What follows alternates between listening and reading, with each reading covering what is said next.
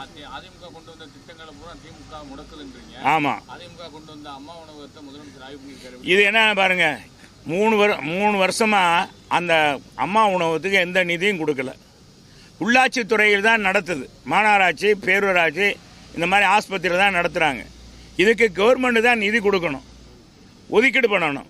ஒவ்வொரு ஆண்டும் அதுக்கு அம்மா உணவகத்துக்கு ஒதுக்கீடு பண்ணணும். மாநகராட்சிக்கு பற்றாக்குறை இருந்ததுன்னா அதை செய்யணும்.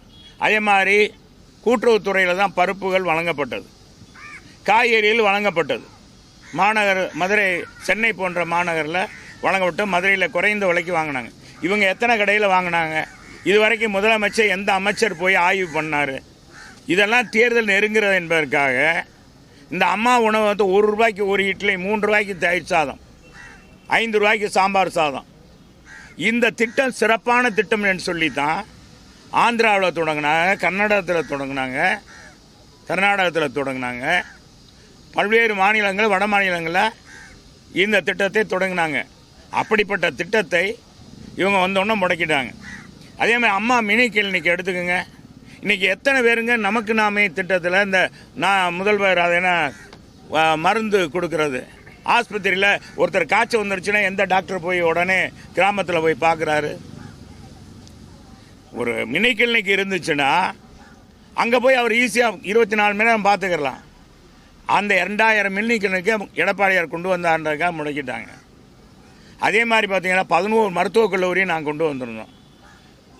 எங்கள் முதலமைச்சர் எடப்பாடியார் முதலமைச்சராக இருக்கும்போது கொண்டு வந்தார். அவருடைய காலத்தில் 17 மருத்துவக் கல்லூரி, எத்தனை கலைக்கல்லூரிகள், எத்தனை பொறியியல் கல்லூரிகள். இவங்க எத்தனை பொறியியல் கல்லூரி தொடங்கியிருக்காங்க, எத்தனை மருத்துவக் கல்லூரி கொண்டாந்துருக்காங்க, எத்தனை கலைக்கல்லூரி திறந்துருக்காங்க, சொல்லுங்கள். எதுவும் செய்யலை. இப்போ மாணவர்களுக்கு 1000 ரூபான்னு சொல்லி ஒரு தேர்தல் நெருங்குறதுனால இந்த மாதிரி மக்களை ஏமாற்றிட்டு இருக்காங்க. இது கூட மாணவ செல்வங்களுக்கு நிச்சயமாக இது பயனடையாதுன்னு சொல்கிறேன். இரட்டை இலையை எதிர்த்து நின்றதில் மிகப்பெரிய வருத்தமாக இருக்குது. எனக்கு எந்த பதவி வேணாங்க, கட்சியெல்லாம் ஒன்று சேர்ந்து நாட்டை பிடிக்கணுன்றதான் என் ஆசைன்னு இருக்கார் ஓபிஎஸ். அது பொதுச் செயலாளர் பார்த்துக்குருவார், அது பொதுச் செயலாளர் பார்த்து சொல்லிடுவார். சொல்லுங்கள் அடுத்த. பொதுச் செயலாளர் வழக்கு நிலுவையில் இருக்குது. இப்போ நேற்று ஹைகோர்ட்டில் பொதுச் செயலாளர் போடக்கூடாது வழக்கு நிலுவையில் இருக்கிறப்ப அஃபிடவிட்டில் எப்படி அதை குறிப்பிட்டீங்கன்னு நீதிமன்றம் கேள்வி. அது கேள்வி இல்லைங்க. எத்தனையோ தீர்ப்புகள் எங்கள் பொதுச் செயலாளர்னு இருங்க. கோர்ட்டு தீர்ப்பு வர்றாங்க, தொண்டர்கள் நிர்வாகிகள் ஏற்றுக்கொண்டோமே பொதுச் செயலாளர்ன்ட்டு. இப்போ ஒருத்தர் எழுத்துப்பூர்வமாக ஒருத்தர் இவரை பொதுச் செயலாளர்னு சொன்னால் தான் அப்படின்னு இல்லை, சொல்லாமே இன்னைக்கு மக்களால் தானே பாராட்டுறாங்க எடப்பாடியாரை. இன்றைக்கி கூட அவருடைய ஆட்சி நல்லா இருந்ததுப்பா, இந்த 3 ஆண்டுகளில் ஒன்றுமே செய்யலை இந்த அரசு அப்படின்னு தானே சொல்கிறாங்க. அப்படி தானே மக்கள் பேசுகிறாங்க. இந்த ஆட்சியை பற்றி இன்றைக்கி யாருக்கும் மக்கள் மத்தியிலும் சரி, மாணவர் அதிகாரி மத்தியிலையும் எல்லா பேருக்கும் இந்த அரசாங்கம் அல்வா கொடுத்துருச்சு.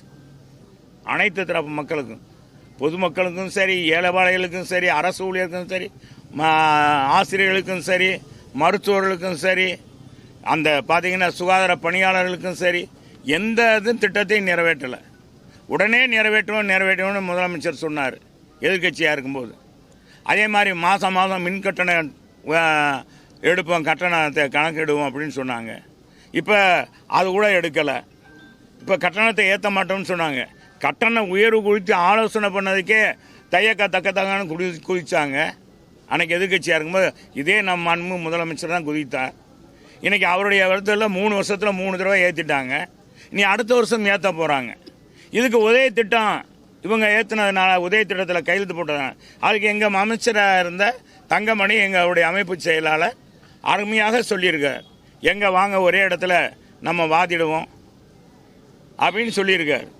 அதுக்கு ஏற்றுக்கிற தயாரா கிடையாது. மக்கள் மத்தியில் இது சும்மா நாடகம். எதிர்கட்சியாக இருக்கும்போது கருப்பு கொடை பிடிக்குது, கருப்பு பலூனை பறக்க விடுறது. ஆளுங்கட்சியானோன்னு அவர் அடிக்கிறதுக்கு அவரை பிரதமரை கூட்டிகிட்டு தாஜா பண்ணுறதுக்கு வெள்ளைக்கூடை பிடிக்கிறது. இது மாதிரி திமுகவுக்கு சர்வசாதாரணமான நாடகம். எப்போவுமே அப்படி தான். எதிர்கட்சியாக இருக்கும்போது ஒன்று பேசுவாங்க, ஆளுங்கட்சியாகிட்ட அதை அப்படியே மாற்றி போட்டுருவாங்க. அடுத்த தேர்தலை நோக்கி நாடகமாட பார்ப்பாங்க. அதுதான் இப்போ இன்றைக்கி நடக்கிற போராட்டம். இந்த போராட்டத்தை மக்கள் ரசிக்கவில்லை, யாருமே ரசிக்கலை இந்த போராட்டத்தை. என்பதை நான் இந்த நேரத்தில் தெரிவித்தேன்.